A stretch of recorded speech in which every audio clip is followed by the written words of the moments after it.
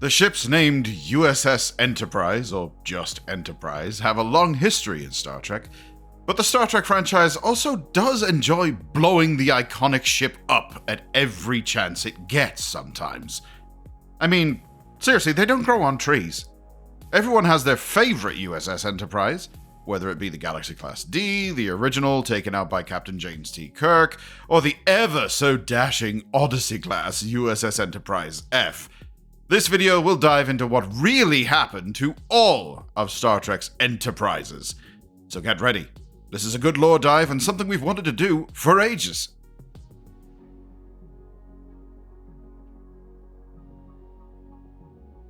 Welcome to Trek Central, Lords, Ladies, and Sovereigns. I'm your host, Lieutenant Commander Adam, and before we warp into the video, as always, make sure you hit that subscribe button to never miss a video from the team here at Trek Central. Now, Captain Jack and I do really want to know your favorite USS Enterprise, so tell us in the comments below. No, seriously, get typing. To make this video easier for you all, we have chaptered it, meaning you can select which USS Enterprise you want to learn about, or, you could just sit back and watch the whole video. That would be quite cool as well. Anyway, engage! We begin with the NX-01 Enterprise, launched in 2151 and easily regarded as one of the most important starships in interstellar history.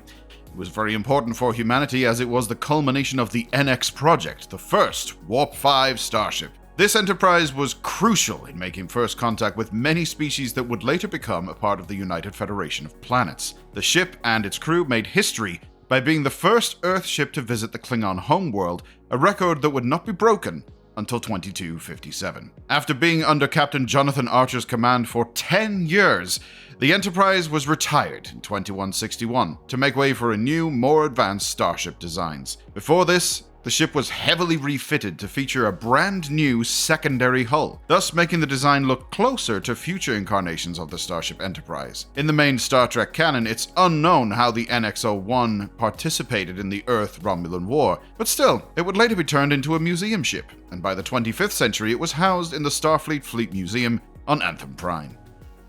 Bridge, this is the captain. How can you have a yellow alert in space dock?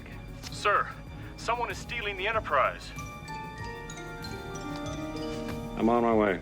What is more commonly referred to as the original Enterprise and first Federation Enterprise finally met its fate after being commandeered by Admiral James T. Kirk in a bid to return to the newly created Genesis planet. The goal here was to recover Mr. Spock's body. The Enterprise was rigged to run mostly automated by Scotty.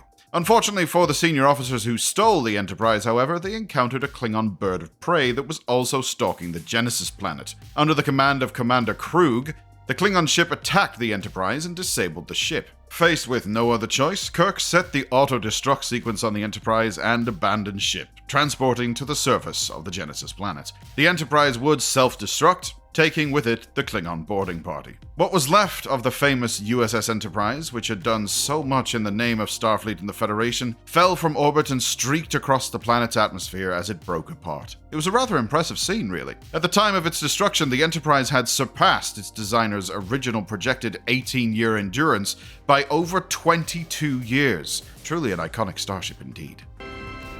My God, Bones. What have I done? The ship that would be renamed Enterprise-A was launched in 2286, replacing the original that was scuttled above Genesis. Captain Kirk took command following his demotion from Admiral, and the ship would serve for a while, playing a critical role in founding the Khitomer Accords in 2293. It was this mission that would be the last of the Enterprise-A. The ship battled against Klingon General Chang and exposed a joint Starfleet, Klingon, and Romulan conspiracy, sparking an all-out war with the Klingon Empire. While the crew rushed to save the Federation president on Khitomer as he was about to be assassinated, the ship was caught in a fierce standoff with Chang's bird of prey, which could fire while cloaked. Thankfully, the arrival of the USS Excelsior under the command of Captain Sulu turned the tables just a bit. Spock, Dr. McCoy, and Uhura were able to rig a torpedo equipped with sensors to track ionization from the bird of prey's impulse engines. The torpedo impacted Chang's starship, with both Starfleet vessels turning their fire to the explosion. Kirk and his crew returned to the Enterprise-A with the Khitomer Conference protected and the Federation president saved. Starfleet Command ordered the starship back to space dock to be decommissioned. Before making its way to the Fleet Museum at Anthem Prime, the Enterprise-A remained mothballed in space dock for quite some time. Eventually, its battle damage was repaired, and it was displayed between the USS Voyager and the USS Excelsior at the Fleet Museum. Some would say that the Enterprise-B was cursed from the start. Her maiden voyage in 2293, after all, saw the loss of legendary Starfleet Captain James T. Kirk, but not really. This, of course, when the ship attempted a rescue mission of 2 civilian starships stuck in a spatial anomaly known as the Nexus.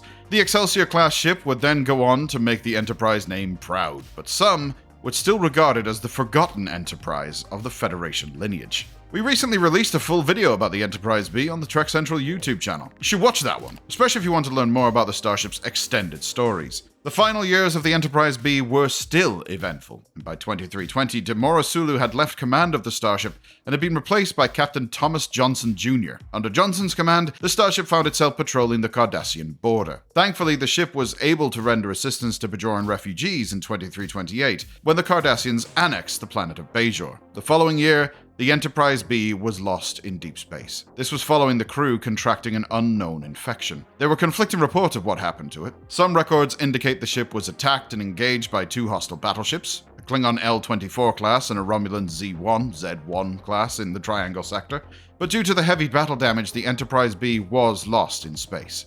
The Enterprise-C is most known for the battle at Narendra 3. This ship would end there, but not before a few timeline shenanigans, of course. In 2344, the Enterprise-C responded to a distress call from the Klingon outpost on the planet of Narendra 3, which was under attack from the Romulan Star Empire. Exiting warp, the Enterprise was attacked by 4 Romulan warbirds. Immediately, the Ambassador-class starship suffered major damage to its warp nacelles and external hull. Only 125 crew members, including Commanding Officer Captain Rachel Garrett, survived. While the battle raged intensely for several minutes, the Enterprise-C was eventually destroyed, protecting what was left of the Klingons. However, before this event, a lone photon torpedo detonation created a temporal rift. This rift threw the Enterprise-C 22 years into a future in which the Federation and Klingon Empire were still at war. Due to the Enterprise-C's displacement in time, the Klingons interpreted the starship's disappearance as a cowardly withdrawal. As such, they viewed Starfleet and the Federation without honor. Therefore, the peace agreements between the Klingons and the Federation rapidly broke down, eventually causing an all-out war between the 2 galactic powers. Drifting through the temporal rift, the Enterprise arrived in this hostile alternative history. They immediately encountered their successor, the Galaxy-class Enterprise-D,